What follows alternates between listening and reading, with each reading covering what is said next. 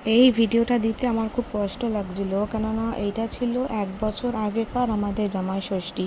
আমি কোনোদিনও ভাবিনি এটাই হয়তো আমার লাইফে লাস্ট জামাই ষষ্ঠী হবে বাবা ছাড়া।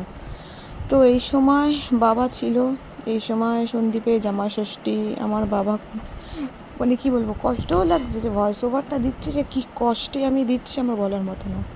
তো যাকগে গাইস, এবছর তো আর হয়নি, পরের বছর থেকে বাবা ছাড়া আবার করা হবে। সো এই ভিডিওটা দেখে নাও, কেননা 1 বছর আগে করা হয়েছিল জামাই ষষ্ঠী উপলক্ষে।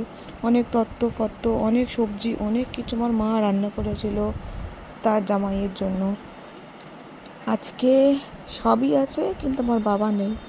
মানে আমি যে আমি এই যে কষ্টটা কি আমি কাউকে বোঝাতে পারবো না।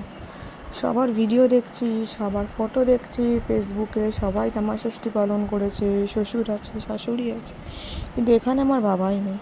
আমার বড় বলছিল যে আমারও খুব কষ্ট হচ্ছে, যে আমার শ্বশুরমশাই ছিল, এখন আর নেই। যে কী কষ্ট, এটা কী কষ্ট, সেটা যার উপর দিয়ে যায় সেই বোঝে।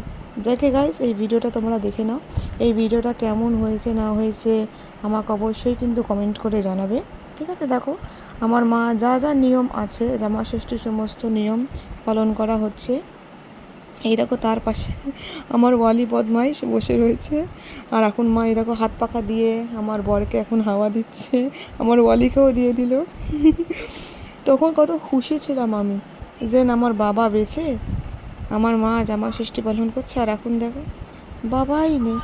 যাকগে গাইস, তোমাদের জামা ষষ্ঠী কেমন গেল না গেল, কী কী করলে তোমরা জামা ষষ্ঠীতে আমাকে প্লিজ জানিও, কমেন্ট করে অবশ্যই জানাবে। যদি এতটা দূর অবধি যদি ভিডিওটা দেখে নাও, আমাকে কিন্তু অবশ্যই জানিও তোমাদের শ্বশুর শাশুড়ি বা তোমরা কীরকম করে কী করলে, কী কী রান্না হয়েছে না হয়েছে সব কিছু। এরকম আমার পুচকে বিড়াল, এও চলে গেল, এও বেঁচে ছিল, এও চলে গেল। মানে পুরনো ভিডিওগুলো দেখতে সত্যি কষ্ট লাগে। প্রিয়জনগুলো তখন ছিল, আর এখন একটাও নেই। আমার কত আদরের বিড়াল, আমার কত আদরের সব ছিল, সব ছেটে চলে গেল। যাকে গাইস, বেশি কথা বলবো না, কারণ আমার প্রচণ্ড কষ্ট হচ্ছে ভিডিওটা দিতে, ওই জন্য। কেমন লাগলো ব্লগটা আমাকে অবশ্যই কমেন্ট করে জানাবে।